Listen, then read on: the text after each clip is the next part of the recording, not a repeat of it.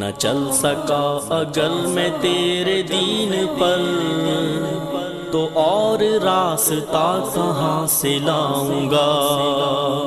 نہ چل سکا اگر میں تیرے دین پر، تو اور راستہ کہاں سے لاؤں گا؟ کہوں گا کس کا بندہ اپنے آپ کو، میں دوسرا خدا کہاں سے لاؤں گا؟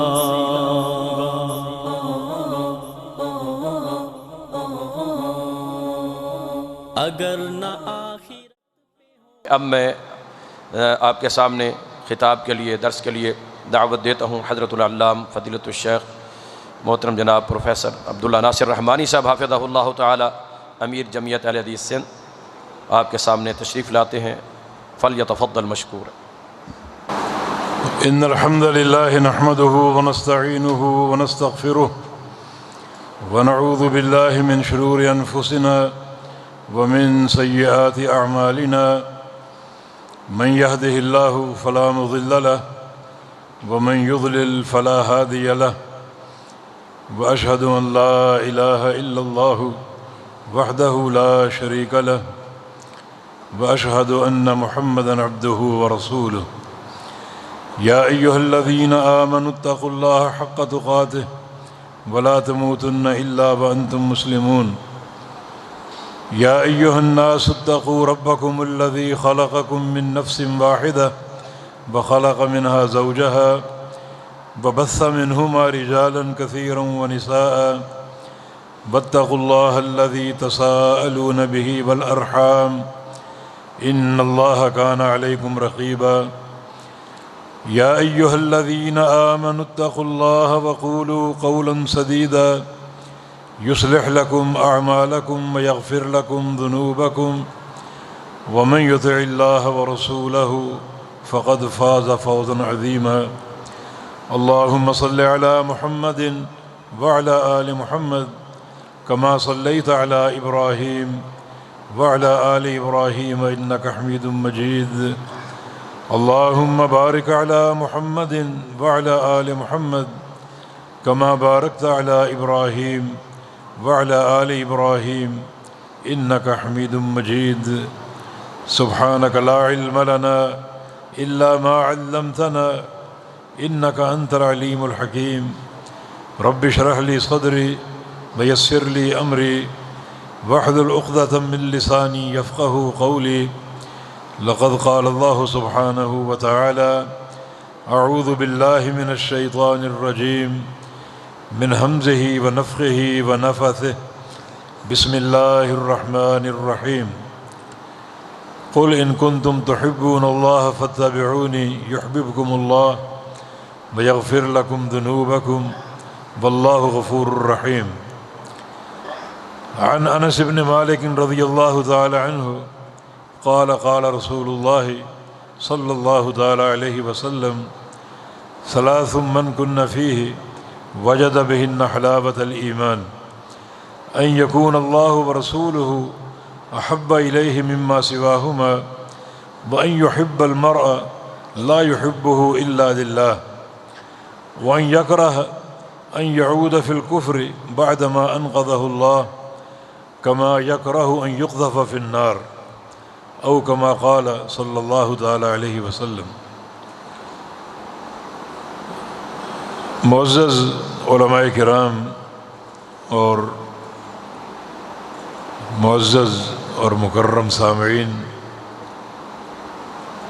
حاضرین مجلس، السلام علیکم ورحمۃ اللہ وبرکاتہ۔ کبیر والا میں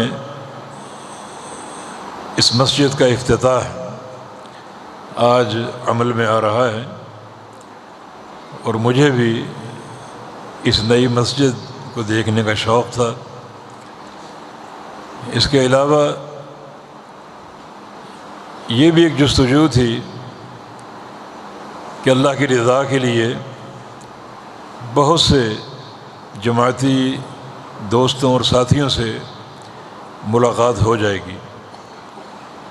یہ جو پروگرام ہوتے ہیں ان میں ایک مقصود تو سننا اور سنانا ہوتا ہے، لیکن دوسرا ایک اہم مقصد یہ بھی ہوتا ہے کہ اللہ کی رضا کے لیے بہت سے ساتھیوں کے پیارے پیارے چہرے نظر آتے ہیں، ملاقات ہوتی ہے، یہ زیارتیں ہوتی ہیں، اور یقیناً یہ بات بہت زیادہ موجب اجر ہے، کیونکہ رسول اللہ صلی اللہ علیہ وسلم کی حدیث ہے، حدیث قدسی، اللہ فرماتا ہے وجبت محبتی للمتظاہرین فیہ، کہ جو میرے بندے میرے لیے ملاقاتیں کرتے ہیں، زیارتیں کرتے ہیں، ان کے لیے میری محبت فرض ہو جاتی ہے۔ میں ایسے بندوں سے ضرور محبت کروں گا جو میری خاطر محبت کرتے ہیں اور میری خاطر ملاقاتیں کرتے ہیں، آپس میں زیارتیں کرتے ہیں، ایک دوسرے سے ملتے جلتے ہیں۔ اور حقیقت یہ ہے کہ ان پروگراموں میں، کانفرنسوں میں اور کوئی دنیاوی مقصد نہیں ہوتا سوائے اس کے کہ اللہ کی رضا کے لیے جائیں اور ساتھیوں سے ملاقاتیں ہوں اور حال و احوال کا تبادلہ ہو، اور ساتھ ساتھ کچھ نصیحتیں سن لی جائیں اور کر لی جائیں اللہ تعالیٰ کی رضا کے لیے۔ اور یہ دونوں بڑے عظیم الشان پروگرام ہیں۔ اللہ پاک توفیق دے کہ یہ مسجد ہدایت کا اور توحید و سنت کو نشر کرنے کا ایک منارہ نور بن جائے، یہاں سے نور کی شعاعیں پھوٹتی رہیں اور دنیا کو منور کرتی رہیں۔ جس کسی علاقے میں مسجد اہل حدیث بن جاتی ہے تو یہ اس علاقے کے لیے ایک بڑی بشارت اور سعادت ہے۔ بہت بڑی خوشخبری ہے کہ ہمارے علاقے میں احد الحدیث مسجد تعمیر ہوئی، کیونکہ مسجد اہل حدیث تعمیر ہونے کا معنی یہ ہے کہ ہمیں بار بار حق سننے کا موقع ملے گا۔ مسجد کے دو کردار ہوتے ہیں، ایک ممبر کا کردار، دوسرا محراب کا کردار۔ بس یہ دو اہم کردار ہوتے ہیں جن کی بنا پر مسجد کی تعمیر عمل میں آتی ہے۔ ممبر کا کردار یہ ہے کہ یہاں سے حق بیان ہو، کتاب و سنت کا بیان ہو، قصے کہانیاں نہ ہوں، موضوعات اور ضعیف حدیثیں نہ ہوں، خود ساختہ واقعات نہ ہوں، شرک و بدعت پر مبنی اشعار نہ ہوں، بلکہ توحید خالص ہو اور نبی علیہ السلام کی سنت کا ذکر ہو اور بیان ہو۔ یہ ممبر کا کردار، اور یہ مسجد اہل حدیث کا تمیز ہوتا ہے۔ ہمارے ممبر سے، ہمارے اسٹیج سے توحید بیان ہوتی ہے، نبی علیہ السلام کی سنت بیان ہوتی ہے اور حق بیان ہوتا ہے، جبکہ محراب کا کردار یہ ہے کہ اس محراب میں کھڑے ہونے والا امام، اس کی نماز بالکل نبی علیہ السلام کی نماز کے مطابق ہو، بالکل سنت کے مطابق ہو، کیونکہ رسول اللہ علیہ وسلم کی حدیث ہے کہ صلو کما رأیتمونی اصلی، کہ بالکل ویسی نماز پڑھو جیسے مجھے پڑھتے ہوئے دیکھتے ہو۔ تمہاری نمازیں بالکل میری نماز کے مطابق ہوں، کوئی فرق نہ ہو۔ یہ نبی علیہ السلام کی ہدایت بھی ہے، آپ کا امر بھی ہے، اللہ تعالیٰ کا فرمان بھی ہے، حافظوا علی الصلوات والصلاۃ الوسطیٰ وقوموا للہ قانتین، کہ نمازوں کی حفاظت کرو، اور خاص طور پہ عصر کی نماز کی۔ اور آگے فرمایا کہ فَإِنْ خِفْتُمْ فَرِجَالًا وَرُكْبَانًا، اگر تم پر کوئی خوف طاری ہو، تم اس خوف ناک چیز سے بچنے کے لیے دوڑ رہے ہو، دوڑتے دوڑتے نماز کا وقت ہو جائے، اسی حال میں نماز پڑھ لو۔ سواری پر سوار ہو تو پڑھ لو، پیدل دوڑ رہے ہو تو پڑھ لو، تاکہ نماز کا وقت فوت نہ ہو۔ یہ خوف کی نماز ہے، قبلہ سامنے ہے تو پڑھ لو، سامنے نہیں تو پڑھ لو، لیکن فَإِذَا أَمِنْتُمْ، جب حالت خوف ختم ہو جائے اور تم امن میں آ جاؤ تو پھر اپنی مرضی کی پڑھنی ہے یا حالات کے تقاضوں کو دیکھنا ہے؟ نہیں، پھر یہ فرض ہے کہ فاذکروا اللہ کما علمکم، پھر بالکل وہ نماز پڑھنی ہے جس کی اللہ نے تعلیم دی ہے، کوئی فرق نہ ہو، کسی شخصیت کی نماز نہیں، کسی امام کی نماز نہیں، کسی فقیہ کی نماز نہیں، بلکہ جو اللہ نے تعلیم دی، اور اللہ رب العزت نے تعلیم دی ہے اپنے پیارے پیغمبر محمد الرسول اللہ صلی اللہ علیہ وسلم کے ذریعے، نماز کا پورا طریقہ بتا دیا، سمجھا دیا، تو پھر ضروری ہے کہ تم اسی طریقے کے مطابق نماز ادا کرو۔ تو ایسا امام ضروری ہے جو اپنی نماز میں اللہ کے حبیب محمد الرسول اللہ صلی اللہ علیہ وسلم کے طریقے کی اتباع کرے، اور یہ تمیز بھی بحمد اللہ ہماری مساجد کا ہے۔ ہماری مساجد میں جو محراب کا کردار ہے اور جو امامت کے منصب پر فائز ہوتا ہے، اس کی نماز بالکل نبی علیہ السلام کے طریقے کے مطابق ہوتی ہے۔ تو یہ دو اہم کردار ہیں مساجد کے، ممبر کا کردار حق کا بیان، توحید و سنت کا بیان، اور محراب کا کردار اللہ کے پیارے پیغمبر کی مسنون نماز کی ادائیگی۔ ایسے امام کا تعین جس کو نماز کے طریقے کا علم ہو، مسنون نماز جانتا ہو، نماز کی فقہ کو پہچانتا ہو، اور یہ بحمد اللہ ہماری مساجد کا تمیز ہے۔ بلکہ میں اور عام بات کر دیتا ہوں، ہماری مساجد میں جو کچھ ہو رہا ہے وہ سب دیکھ لو، کھلی آنکھوں سے دیکھ لو، اور باہر جا کر حدیث کی کتابیں کھول لو، کوئی ایک نقطہ ایسا ہمیں دکھا دو جو نبی علیہ السلام کی حدیث کے خلاف ہو، نبی علیہ السلام کی تعلیم کے خلاف ہو، ایسا ممکن نہیں۔ ہماری مساجد میں جو کچھ ہو رہا ہے پیارے پیغمبر کی سنت کے مطابق ہو رہا ہے، اور بالکل دین کی جو روح ہے اس کے تقاضے پورے کیے جاتے ہیں۔ اس لیے میں مبارکباد دے رہا ہوں اہل محلہ کو، اہل علاقہ کو، کہ اللہ کے فضل و کرم سے مسجد اہل حدیث تعمیر ہو چکی، اللہ کی توفیق سے۔ یہ آپ کے لیے بشارت ہے، سعادت ہے، کیونکہ یہاں آپ کو جب بھی سننے کو ملے گا حق، کتاب و سنت، توحید کی باتیں، امام الانبیاء کی احادیث اور مبارک سنتیں آپ کی سماعت سے ٹکرائیں گی، اور یہی علم ہے، یہی محور نجات ہے، اور یہی مدار نجات ہے۔ تو میں مبارکباد بھی دوں گا اپنے فاضل بھائی قاری سیف اللہ حافظہ اللہ کو، کہ جن کی کوششوں سے بحمد اللہ مسجد کی تعمیر مکمل ہوئی، آج اس کا افتتاح عمل میں آ رہا ہے۔ اللہ تعالیٰ اس کو مرکز بنا دے علم و ہدایت کا، کتاب و سنت کی تبلیغ اور دعوت کا، توحید و سنت کے بیان کا، اور اس کی شعائیں جو ہیں وہ دنیا کو منور کریں۔ ایک مرکز میں صبر کے ساتھ بیٹھنا اور دعوت کا کام کرنا، دین کا کام کرنا، یقیناً ہمارے سلف صالحین کی سنت تھی۔ اسی طریقے کو زندہ کرتے ہوئے انتہائی صبر و استقامت سے یہاں بیٹھ کر دعوت کا کام کرنا، یہ ایک گزارش کہہ لیں، ایک نصیحت کہہ لیں جو آپ کو ہم دے کر جا رہے ہیں۔ اللہ تعالیٰ آپ کو توفیق دے کہ آپ اس کو آباد کر سکیں، اور جو مقاصد مساجد کی تعمیر میں پنہاں ہوتے ہیں اللہ ان کو پورا کرنے کی توفیق عطا فرما دے۔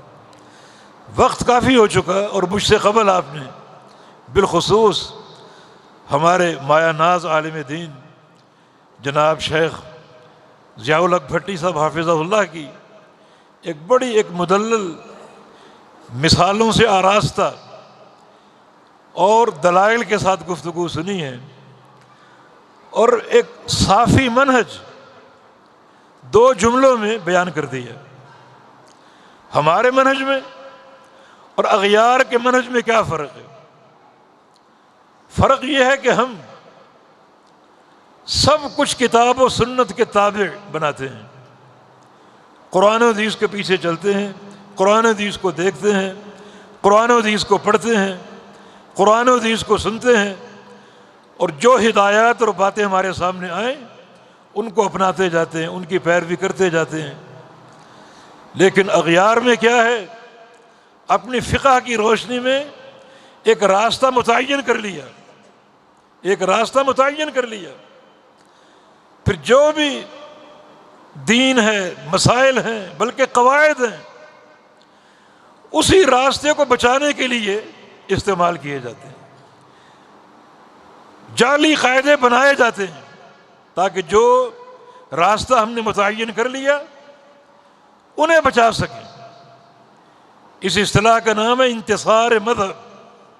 مذہب کو بچاؤ، کتاب و سنت جاتا ہے تو جانے دو، اللہ کی وحی جاتی ہے تو جانے دو، ایسے ایسے قواعد بناؤ کہ مذہب کو بچاؤ، مذہب کی مدد کرو۔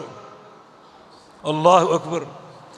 یعنی کتنی ایک محاذ آرائی کتاب و سنت کے خلاف، اس دین حق اور وحی الہی کے خلاف۔ مثال کے طور پہ مذہب میں یہ مسئلہ موجود ہے کہ دو شخصوں میں سودا ہوتا ہے، اونٹنی کا، گائے کا یا بکری کا۔ قیمت طے ہو گئی، قیمت ادا ہو گئی، اب وہ اونٹنی گھر لے کر آ گئے۔ جب بیچنے والے نے اونٹنی کا دودھ نکالا، اونٹنی کو دھویا تو برتن بھر گیا۔ اب اگلے دن اس نے دھویا تو کچھ دودھ برآمد نہ ہوا۔ اسے بولتے ہیں مسرات۔ بکری خریدی یا گائے یا بھینس یا اونٹنی، اسے مسرات پایا۔ مسرات وہ جانور ہوتا ہے جس کے دودھ کو تھنوں میں روک دیا جائے تاکہ خریدار کے سامنے اس کو جب نکالا جائے اور خریدار دیکھے کہ بڑا دودھ والا جانور ہے، وہ زیادہ رقم دے کر خرید لے۔ مگر اگلے دن دیکھا بالٹی خالی، بہت تھوڑا دودھ نکلا، یہ دھوکہ ہو گیا، مسرات ہے۔ اب نبی علیہ السلام کی حدیث ہے کہ اس شخص کو دو اختیار ہیں، چاہے تو صبر کر لے، من اشتری شاۃ فوجدها مسرات، بکری خریدی اسے مسرات پایا کہ اس کا دودھ کئی دن نکالا نہیں گیا، جب نکالا گیا تو کافی دودھ نکلا، اگلے روز بالکل نہ نکلا، یہ مسرات، دھوکہ ہو گیا۔ اب اس کو دو اختیار ہیں، چاہے تو صبر کر لے، کوئی فتنہ نہ ہو، کوئی دنگا فساد نہ ہو، صبر کر لے، یہ سوچ کر کہ اس کا صلہ اللہ سے حاصل ہوگا۔ اس نے جو ظلم کیا ہے، زیادتی کی ہے، اس کے فیصلے قیامت کے دن ہوں گے۔ اللہ تعالیٰ ظالم اور مظلوم کو قنطرہ پر کھڑا ہو کر اپنا عدل اور انصاف قائم کرے گا۔ اور نبی علیہ السلام کی حدیث بھی ہے، ظلم ظلمات یوم القیامہ، دنیا کا ہر ظلم قیامت کے اندھیرے ہیں۔ یعنی جو ظلم تم کرو گے اپنے آپ پر کرو، اپنی بیوی پر کرو، اپنی اولاد پر کرو، اپنے دوست پر کرو، اپنے کسی خریدار پر کرو، وہ ظلم سمجھو کہ قیامت کے اندھیرے جمع کر رہے ہو، قیامت کی تاریکیاں بنا رہے ہو۔ وہ اندھیرے تمہیں حاصل ہوں گے ہر ظلم کے بدلے، اور اللہ رب العزت مظلوم کی مدد کرتا ہے۔ نبی علیہ السلام کی حدیث ہے کہ واتق دعوۃ المظلوم، ہر مظلوم کی بد دعا سے بچو، فإنہ لیس بینہا وبین اللہ حجاب، مظلوم کی بد دعا میں اور اللہ کے درمیان کوئی حجاب نہیں، کوئی حجاب نہیں۔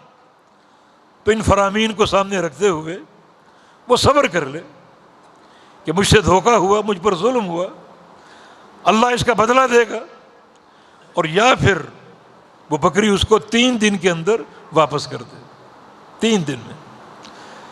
اور جب واپس کرے تو چونکہ اس نے 3 دن اس کا دودھ پیا ہے تو 1 سا کھجوریں بھی ساتھ دے. جو دودھ اس کا پیا ہے اس کے عوض کے طور پہ، بدل کے طور پر، اس کے بدل کے طور پر. فقہ حنفی میں یہ مسئلہ نہیں ہے. فقہ حنفی میں مسئلہ نہیں ہے. بات ختم ہو چکی، سودا ہو چکا. بکری کو لوٹانے کا اختیار نہیں ہے. حدیث ہے، قاعدہ بناؤ، اصول بناؤ حدیث کو رد کرنے کے لیے، حدیث کو ٹالنے کے لیے. کیا اصول بنایا کہ ایسی حدیث ہو جو صحیح ہو مگر وہ عقل کے خلاف ہو، رائے کے خلاف ہو، تو اس کے راوی کو دیکھیں گے. راوی اگر غیر فقیہ ہے تو وہ حدیث حجت نہیں ہے، قابل قبول نہیں ہے. کیونکہ اس حدیث کا راوی ابو ہریرہ ہے اور ابو ہریرہ غیر فقیہ ہے، لہذا یہ حدیث رد ہوگی اور قابل قبول نہیں ہوگی. مسئلہ بنایا گیا، مسئلے کو بچانے کے لیے قانون بنایا گیا، ایسا قانون جو اللہ کی وحی کی توہین ہے، کتاب و سنت کی توہین ہے اور صحابی کی بھی توہین ہے. کہ وہ صحابی جو 5575 احادیث کا راوی ہے وہ فقیہ نہیں ہے. تو فقیہ کس کو کہو گے؟ فقیہ کون ہوتا ہے بتائیے؟ یہ فقہ تو کتاب و سنت کے علوم کا نام، قرآن و حدیث کا علم جو ہے وہ فقہ ہے. اور جس کو 5000 سے زائد حدیثیں حفظ ہوں، جو اس کی روایت تک ہم تک پہنچی، اس کی روایت سے، اس سے زائد کتنی حدیثیں واللہ اعلم، اس کو تم غیر فقیہ کہو گے؟ کچھ حیا کے بھی تقاضے ہوتے ہیں. فقہ کس چیز کا نام؟ فقہ کتاب و سنت کے علم کا نام. اتنی ہزاروں احادیث کا راوی غیر فقیہ ہوگا تو یہ قاعدہ صرف اللہ کی وحی کی توہین نہیں بلکہ صحابی کی بھی توہین ہے، صحابی کا بھی استخفاف ہے. ہاں فقہ اگر ان اقوال اور آراء کا نام ہے جو دلیل سے خالی ہوتے ہیں بلکہ بعض اوقات مزہ کا خیز ہوتے ہیں تو پھر واقعی ابو ہریرہ فقیہ نہیں ہے.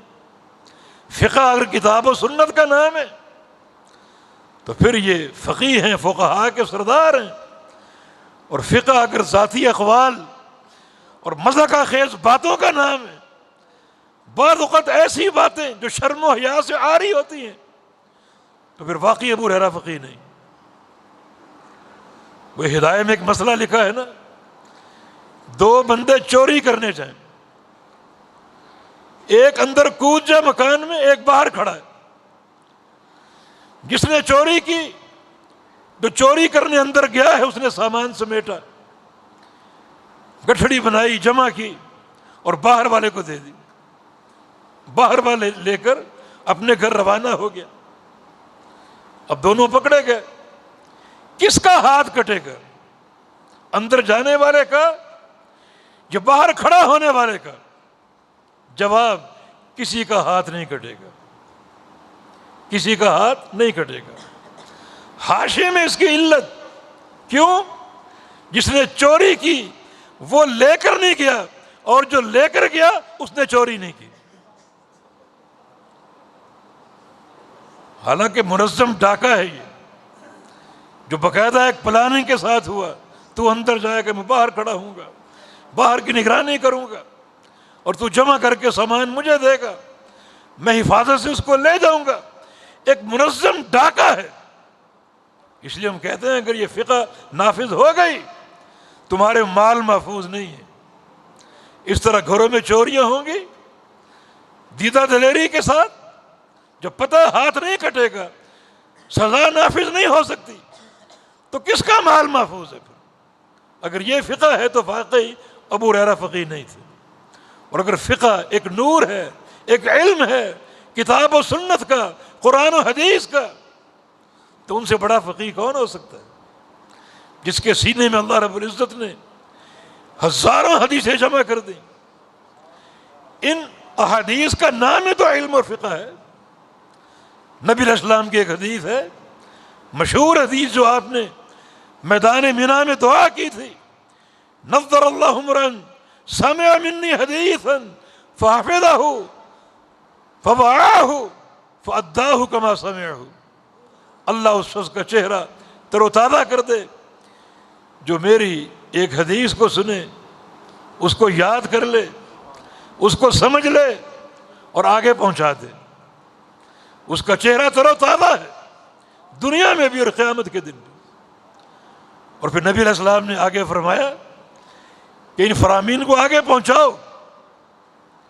رب حامل فقہ الی من هو افقہ منہ، رب حامل فقہ غیر فقیہ. پیچھے حدیث کا ذکر اور آگے اسی حدیث کے سننے والے کو حامل فقہ کہا گیا. کوئی فرق ہے؟ کوئی؟ حدیث ہی فقہ ہے. حدیثوں کو سننے والا، حدیثوں کو حاصل کرنے والا، اسی کو نبی علیہ السلام نے حامل فقہ کہا ہے. تو کیا فرق ہے حدیث اور فقہ میں؟ وہی بات جو شیخ صاحب فرما رہے تھے، ایک مسئلہ بنا لیا گیا، اب اس کا انتصار کرنا فرض ہے. قواعد بناؤ، قاعدے بنا بنا کر اللہ کے پیارے پیغمبر کی حدیثوں کو رد کرو، حدیثوں کو ٹالو، مذہب کا دفاع کرو، مذہب کو بچانے کی کوشش کرو. لا حول ولا قوت الا باللہ. جبکہ بڑی صاف بات قرآن نے کی، سارے دروازے بند کر دیے. ایک چھوٹا سا جملہ قرآن پاک میں جو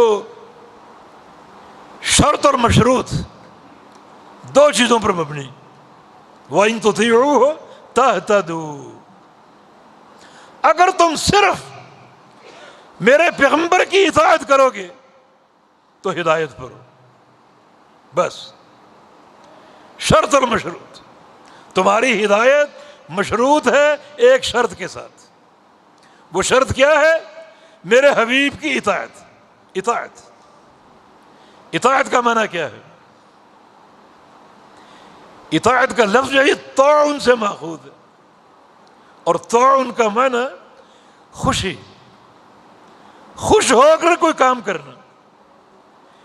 یعنی صرف اطاعت نہیں بلکہ دل کے انشراح کے ساتھ، پوری خوشی کے ساتھ، کسی جبر و اکراہ کے بغیر، کسی ناراضگی، تنگی یا ضیق کے بغیر اگر میرے پیغمبر کی اطاعت کرو گے پوری خوشی کے ساتھ، شرح صدر کے ساتھ، تو پھر تم ہدایت پر ہو ورنہ گمراہ.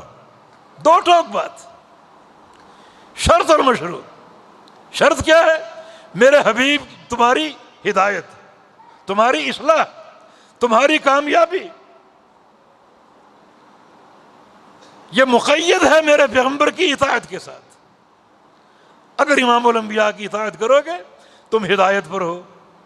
تو اس کا مفہوم مخالف کیا ہوا؟ اگر میرے حبیب کی اطاعت نہیں کرو گے، کس کی کرو گے؟ جس کی مرضی. اس سے ہمیں کوئی سروکار نہیں. کوئی چھوٹا ہو بڑا ہو، مجھے کہنے دو، صحابی ہو تابعی ہو، کوئی محدث ہو فقیہ ہو، کوئی امام ہو، کوئی پیر و مرشد، جس کی مرضی اطاعت کر لو. اگر میرے حبیب کی اطاعت چھوڑ دی، جس کی مرضی اطاعت کر لو، گمراہ ہو. تو جو اللہ رب العزت نے جو حجت قائم کی ہے اپنی خلق پر، وہ حجت محمد الرسول اللہ صلی اللہ علیہ وسلم کے ذریعے، کسی باپ کے ذریعے نہیں، کسی دادے کے ذریعے نہیں، کسی بڑے چھوٹے انسان کے ذریعے نہیں، بلکہ محمد الرسول اللہ صلی اللہ علیہ وسلم کے ذریعے لوگوں پر اپنی حجت قائم کی. رسل مبشرین و منذرین لئلا یکون للناس علی اللہ حجت بعد الرسل. اللہ نے رسول بھیجے تاکہ رسولوں کی بعثت کے بعد لوگوں کی اللہ پر کوئی حجت باقی نہ رہے. تو اللہ کی حجت اللہ کی خلق پر پوری ہو رہی ہے اللہ کے رسولوں کے ذریعے. آخری رسول محمد الرسول اللہ صلی اللہ علیہ وسلم، آخری امت ہم لوگ ہیں. ہم پر اللہ تعالیٰ کی حجت کس کے ذریعے پوری ہو رہی ہے؟ کیا قوم برادری کے ذریعے، باپ دادا کے ذریعے، خود ساختہ اماموں کے ذریعے، اپنے مشائخ اور پیروں اور مرشدوں کے ذریعے؟ نہیں، یہ حجت ایک ہی شخصیت کے ساتھ مکمل ہو رہی ہے، اور وہ شخصیت محمد الرسول اللہ علیہ وسلم۔ ان کی اگر اطاعت کرو گے، اطاعت کا معنی آپ نے سن لیا، اطاعت خوشی سے، انشراح صدر سے، کوئی تنگی نہ ہو، کوئی تنگی۔ نبی علیہ السلام کی اطاعت میں یہ تنگی بھی قابل قبول نہیں ہے۔ فلا وربک لا یؤمنون حتی یحکموک فیما شجر بینہم۔ یہاں کیا ذکر ہو رہا ہے؟ ایک چھوٹے سے واقعے کا، دو صحابہ کے بیچ میں اختلاف ہو گیا پانی کی ایک نالی کے بارے میں کہ یہ نالی پہلے کس کے باغ کو سیراب کرے گی۔ دونوں کا باغ ساتھ ساتھ تھا اور نالی کا پانی بہتا ہوا آ رہا ہے۔ دو صحابہ، ایک زبیر رضی اللہ عنہ اور ایک انصاری صحابی، دونوں کا اختلاف ہو گیا۔ زبیر کا موقف یہ تھا کہ پہلے یہ پانی میرے باغ کو ملنا چاہیے، اس کا موقف تھا میرے باغ کو ملنا چاہیے۔ اختلاف تنازع ہو گیا، فیصلہ اللہ کے پیارے پیغمبر کی خدمت پیش ہوا۔ آپ صلی اللہ علیہ وسلم موقع پر آئے، اس نالی کو دیکھا، دونوں کے باغ کو دیکھا۔ ترتیب ایسی تھی کہ پہلے زبیر کا باغ تھا، پھر اس انصاری کا باغ تھا۔ آپ نے فرمایا کہ عشق یا زبیر پہلے تم پانی پلاؤ۔ ترتیب یہی ہے، پہلے آپ کا باغ ہے، پہلے آپ پانی پلائیں گے۔ جب آپ کا باغ سیراب ہو جائے تو وَتْرُكِ الْمَاءَ لِجَارِكَ، پھر پانی اپنے پڑوسی کے لیے چھوڑ دینا۔ دونوں کے باغ سیراب ہوں گے، تمہارا بھی اور تمہارا بھی، کوئی فرق نہیں، کسی کو کوئی کمی نہیں ہوگی، کیونکہ فیصلہ اللہ کے پیغمبر نے کر دیا۔ اللہ کے پیارے پیغمبر کی زبان مبارک سے جو جملے نکلتے ہیں ان کی اللہ قیمت رکھتا ہے، ان کی ایک قدر ہے، ان کی ایک اہمیت اور حیثیت ہے۔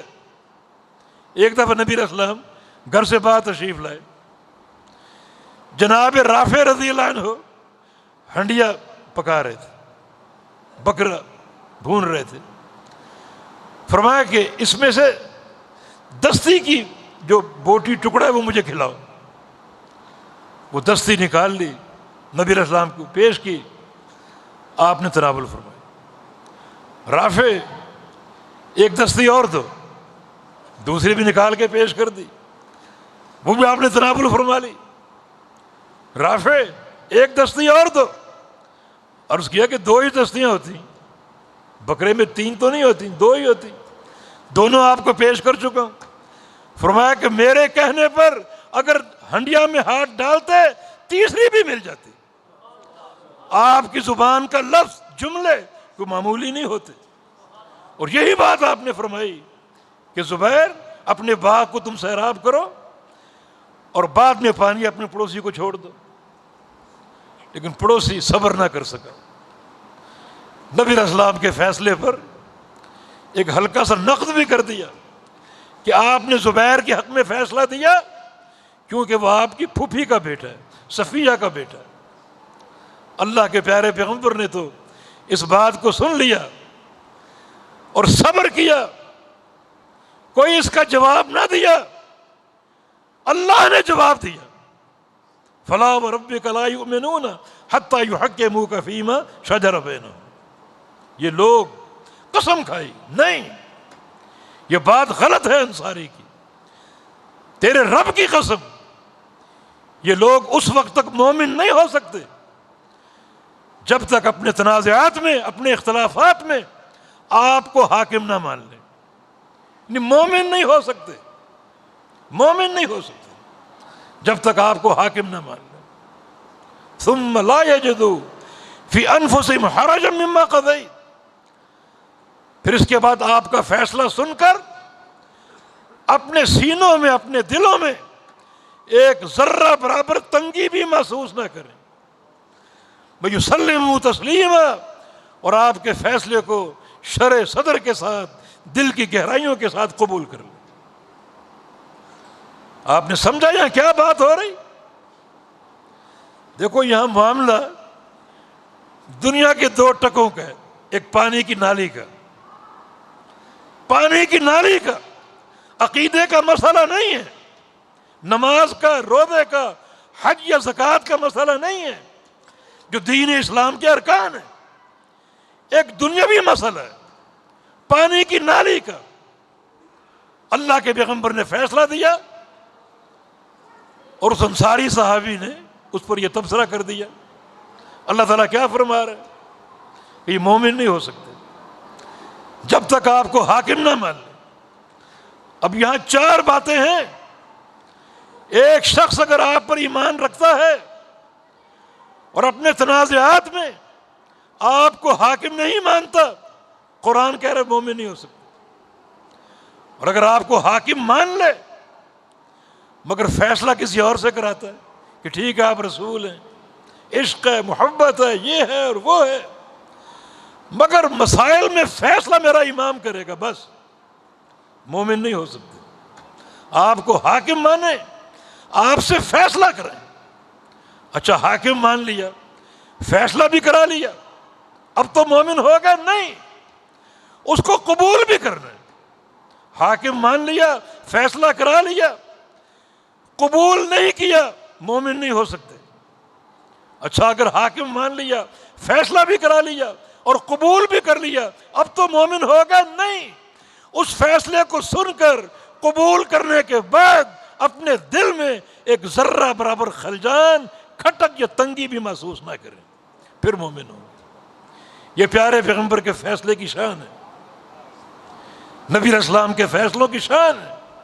حاکم بھی ماننا، فیصلہ بھی کرانا، قبول بھی کرنا، اور ایسا قبول جس میں کوئی خلجان، کوئی تنگی، کوئی شک، کوئی تردد، کوئی تعطل بالکل نہ آنے پائے۔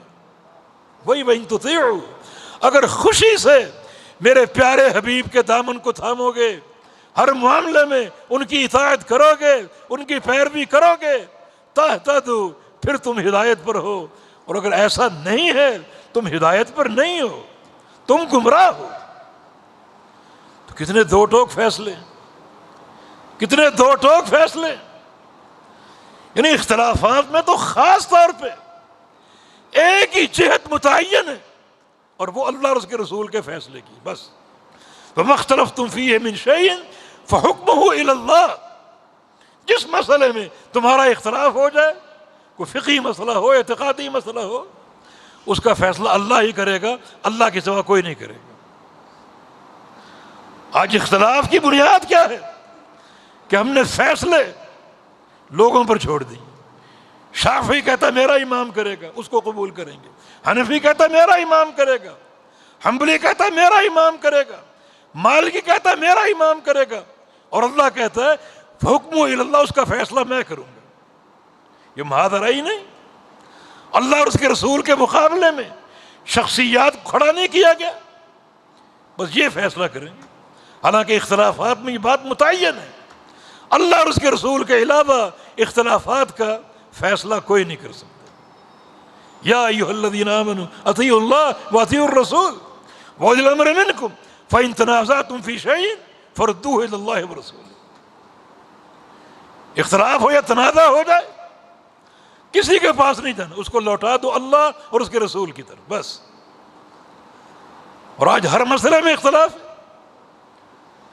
ہر مسئلے میں اختلاف ہے، حتیٰ کہ یہ امت اپنے رب تعالیٰ کے بارے میں اختلاف کر گئی، رب تعالیٰ کے بارے میں۔ اللہ اکبر۔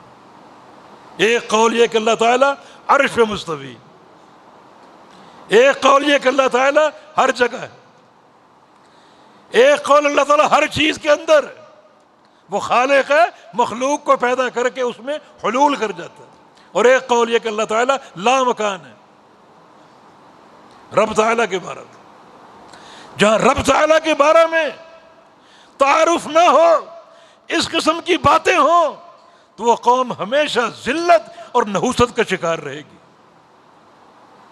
وہ قوم کبھی کامیاب نہیں ہو سکتی۔ حالانکہ ہمارے سامنے ہدایت کا پورا پروگرام موجود ہے، اس کو لوٹا دو اللہ اور اس کے رسول کی طرف. قرآن کیا کہتا ہے, احادیث کیا کہتی. تو بات یہی وَإِن تُطِيعُوهُ تَهْتَدُوا کہ لوگوں تمہاری ہدایت مشروط ہے اس ایک نقطے کے ساتھ کہ میرے حبیب کی اطاعت کرو. چھوٹا مسئلہ ہو بڑا مسئلہ ہو, یہ دین اطاعت ہے. اطاعت کرو, میرے حبیب کی اتباع کرو, ابتداع نہ کرو, خود راستے نہ بناؤ, اپنی عقل کے گھوڑے مت دوڑاؤ, عقل کے شوشے نہ چھوڑو. دین بن چکا ہے, اس بنے ہوئے دین کی اطاعت کرو, اتباع کرو. تمہارے سامنے صحابہ کا منہج ہے, اس منہج کے پیروکار بن جاؤ.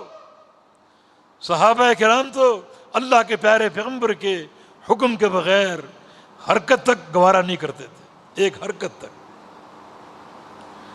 ایک موقع پر نبی علیہ السلام نے ابو ذر غفاری کو ایک جگہ کھڑا ہونے کا حکم دیا.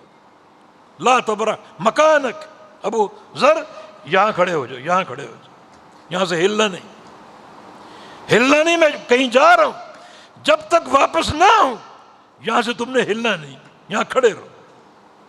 ابو ذر کھڑے ہو گئے, امام الانبیاء چلے گئے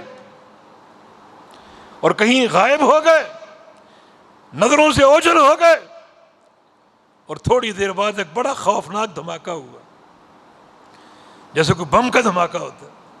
ابو ذر غفاری پریشان ہو گئے کہ مبادا نبی علیہ السلام پر کوئی آفت, کوئی تکلیف نہ نازل ہو گئی, کوئی پریشانی نہ بن گئی ہو. سوچا کہ بھاگ کر جاؤں اور اپنے پیارے پیغمبر کو دیکھوں. بھاگنے کا ارادہ ہی کیا کہ نبی علیہ السلام کی بات یاد آ گئی کہ ابو ذر یہاں کھڑے رہنا, یہاں سے ہلنا نہیں. اب ایک طرف محبت کا امتحان جس کا تقاضا یہ کہ اللہ کے پیارے پیغمبر کے پاس جاؤں اور آپ کو دیکھوں, اور ایک طرف اطاعت کا امتحان جس کا تقاضا یہ کہ اللہ کے پیارے پیغمبر جو کچھ فرما چکے وہ پتھر پر لکیر ہے, اس سے انحراف نہیں ہوگا. کھڑے رہے, کھڑے رہے. اور یہ اطاعت ہی تو محبت ہے. محبت کس چیز کا نام, اسی اطاعت کا نام. یہ دین کو عشق اور عاشقی کا دین نہیں ہے. اللہ کے انبیاء آتے ہیں اپنی باتیں منوانے کے لیے, جو ان کی بات مانے گا وہ سچی محبت کر رہے ہیں, اور جو ان کی بات نہیں مانے گا وہ تمام تر دعووں کے باوجود اپنی محبت میں جھوٹا ہے. کھڑے رہے, نبی علیہ السلام کا حکم ہے کھڑے رہنا, کھڑے رہے. تھوڑی دیر بعد امام الانبیاء تشریف لے آئے, دیکھا دل مطمئن ہو گیا. نبی علیہ السلام کا چہرہ انور دیکھ کر آنکھیں ٹھنڈی ہو گئیں. نبی علیہ السلام سے عرض کیا کہ یا رسول اللہ صلی اللہ علیہ وسلم, میں تو بڑا ڈر گیا تھا, سہم گیا تھا. ابو ذر کیوں؟ جب آپ نظروں سے اوجھل ہو گئے تو وہاں ایک خوفناک دھماکہ ہوا, میں نے سوچا کہیں آپ کو نقصان نہ پہنچ گیا ہو, مگر وہاں اس لیے نہ پہنچ سکا کہ آپ کا حکم تھا یہاں کھڑے رہنا, اس لیے کھڑا رہا. آپ نے ابو ذر غفاری کے اس اقدام کی تحسین کی اور پھر فرمایا کہ ابو ذر تم نے وہ دھماکہ سنا تھا؟ جی سنا تھا. فرمایا کہ وہ دھماکہ جبریل امین کی آمد کا دھماکہ تھا, وہ میرے پاس آئے تھے, اور آج ان کی آمد, ان کا آنا اس دھماکے کے ساتھ ہوا.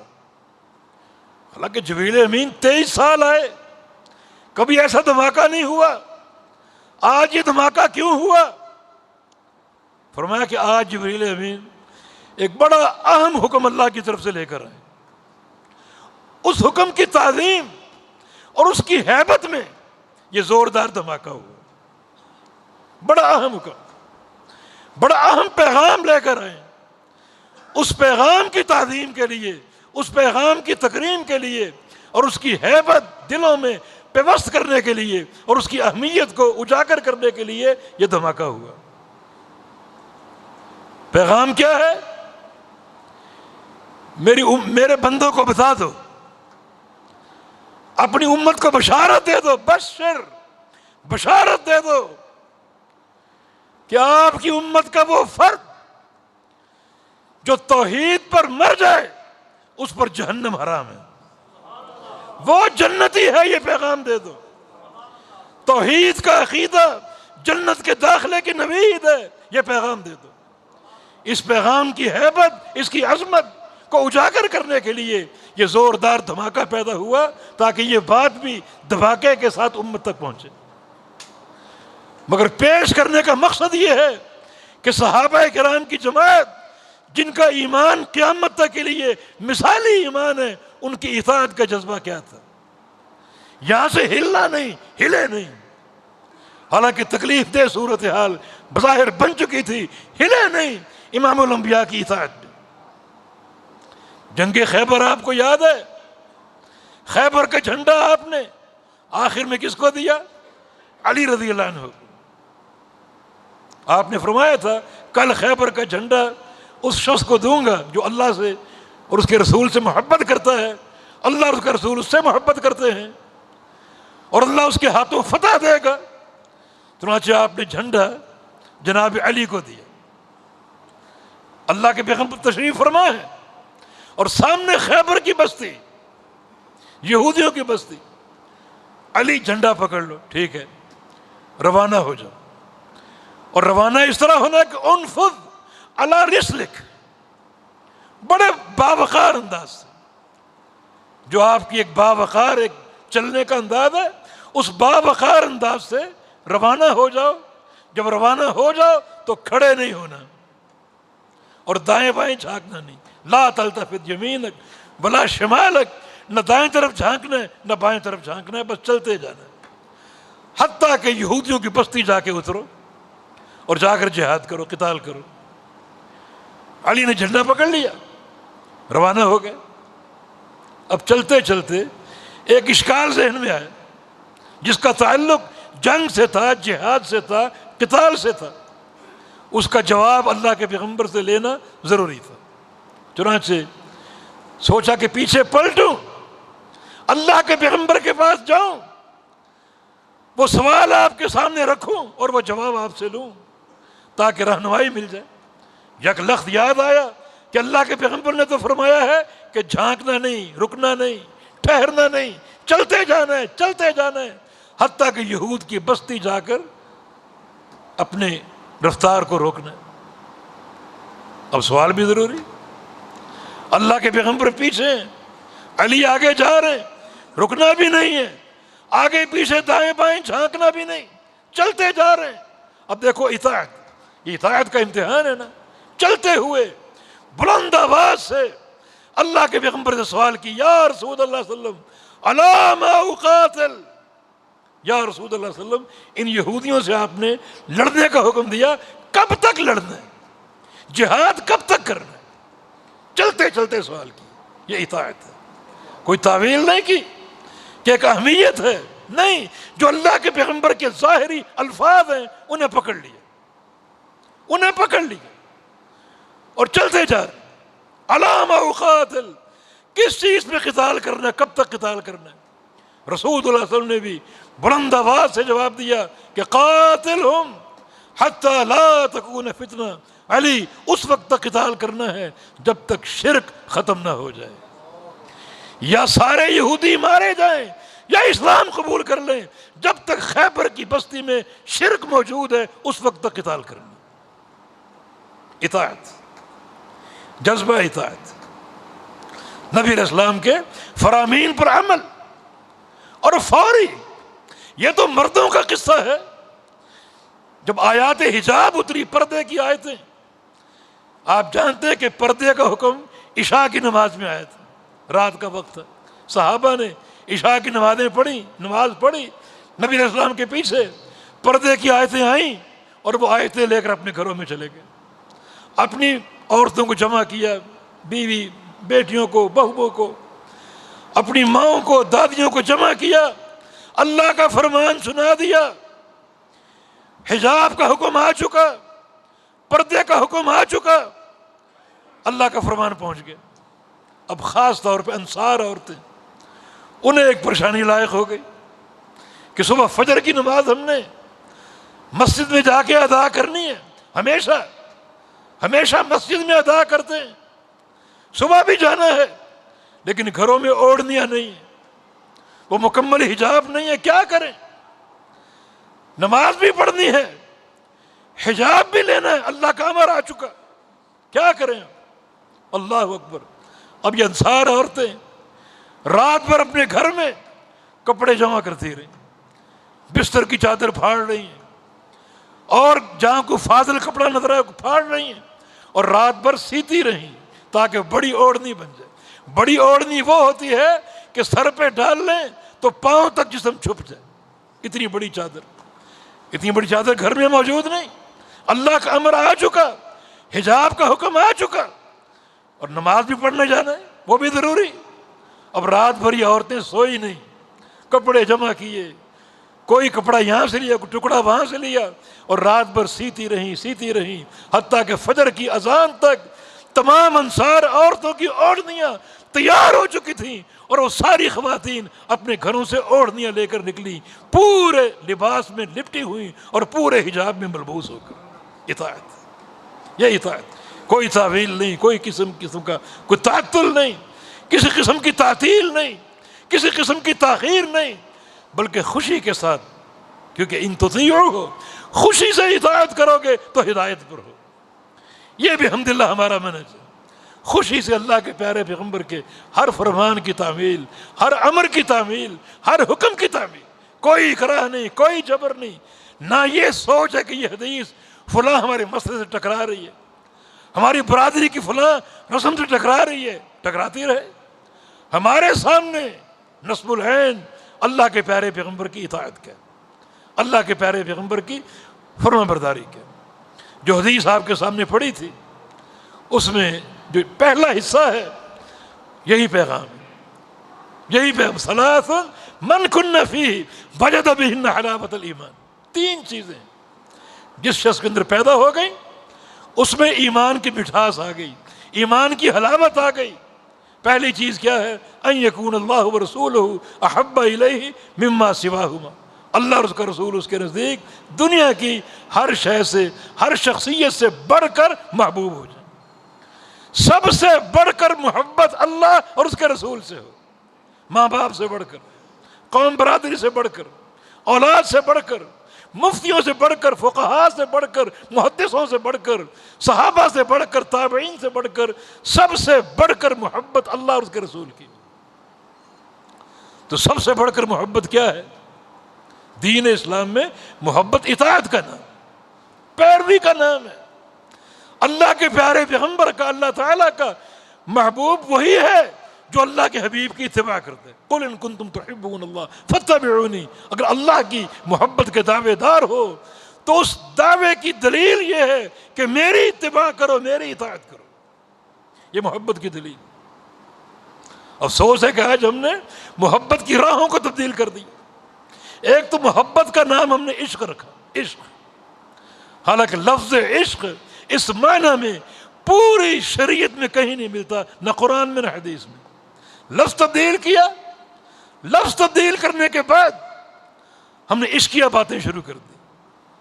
نبی کے رخسار کیسے تھے، نبی کی آنکھیں کیسی تھی، نبی کی پلکیں کیسی تھیں، نبی کی بھویں کیسی تھیں، انہی باتوں میں کھو کر رہ گئے کہ نبی یہ منوانے آیا ہے کہ رخسار اور زلفوں کی باتیں کرو، میری کملی کی باتیں کرو؟ نبی تو ایک ہی بات منوانے آیا ہے کہ اس کائنات میں آج کے بعد میرا سکہ چلے گا، میرا فرمان چلے گا، میرا آرڈر چلے گا۔ ہم نے محبت کو عشق کا لفظ دیا، عشق کی باتیں شروع کر دی۔ واللیل کی زلفیں، والضحیٰ کا چہرہ، رخسار ایسے، پیدائش ایسی، زلفیں ایسی، بھویں ایسی، اللہ اکبر۔ حالانکہ پورے قرآن نے نبی کی حیثیت کا تعارف نہیں کرایا۔ اطاعت کی آیتیں ہیں سینکڑوں بار، اتباع کی آیتیں ہیں سینکڑوں بار، یہ شریعت کا مقصود ہے۔ اطاعت کرو گے ہدایت پر ہو، اطاعت نہیں کرو گمراہ۔ تو محبت اطاعت کا نام، اور یہاں کیا تقاضا ہے کہ اللہ اور اس کا رسول سب سے بڑھ کر محبوب ہو جائے۔ یہ فیصلہ کون کرے گا کہ ہمارے نزدیک سب سے بڑھ کر محبوب اللہ اور اس کا رسول ہے؟ جب محبت اطاعت کا نام ہے تو پھر جہاں اللہ اور اس کے رسول کا فرمان آ جائے، مقابلے میں کسی کی بات ہو، کسی کا قول ہو، آج آپ کی محبت کا امتحان کہ آپ کے دل میں سب سے بڑھ کر محبت کس سے ہے؟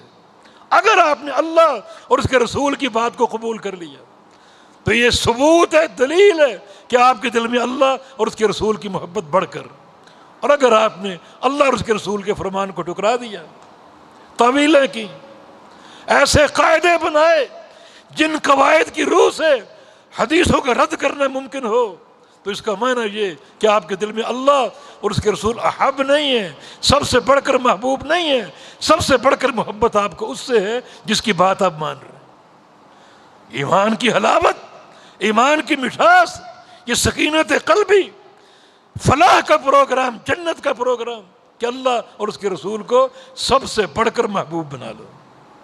سب سے بڑھ کر محبوب بنانے کی نشانی یہ ہے اللہ اور اس کے رسول کا فرمان ہو، اور اس فرمان کے مقابلے میں پوری دنیا کا قول آ جائے، پوری دنیا کے قول کو ٹھوکر مار دو اور امام الانبیاء کی بات کو، آپ کے فرمان کو اپنا لو اور قبول کر لو، تو اس کا معنی یہ کہ آپ کے دل میں سب سے بڑھ کر محبت اللہ کے پیارے پیغمبر سے، پھر وہ ایمان قابل قبول ہے۔ لا یؤمن احدکم حتی اکون احب الیہ من والدہ وولدہ والناس اجمعین، اس وقت تک مومن نہیں ہو سکتے جب تک میں تمہارے نزدیک تمہاری اولاد سے بڑھ کر، تمہارے ماں باپ سے بڑھ کر اور پوری کائنات سے بڑھ کر محبوب نہ ہو جاؤں۔ وَإِن تُطِيعُوهُ تَهْتَدُوا، اس کو ایک ضابطہ حیات بنا لو، ہر قدم، ہر مرحلے ہدایت کا یہ علامت اور پروگرام ہے، ہدایت کا اعلان ہے۔ ہر چیز چھوڑ کر اگر میرے حبیب کی اطاعت کرو گے ہدایت کرو، ورنہ گمراہ ہو۔ تو اللہ تعالی ہمیں اس مبارک منہج کے ساتھ، استقامت کے ساتھ قائم رکھے، اور اللہ رب العزت اس مسجد کو دعوت کا، دعوت حق کا، کتاب و سنت کے نشر کا ایک مبارک مرکز بنا دے کہ یہاں سے کتاب و سنت کی شعائیں پھوٹیں اور دنیا منور ہو۔ اقول قولی ھذا واستغفر اللہ لی ولکم وآخر دعوانا ان الحمد للہ رب العالمین۔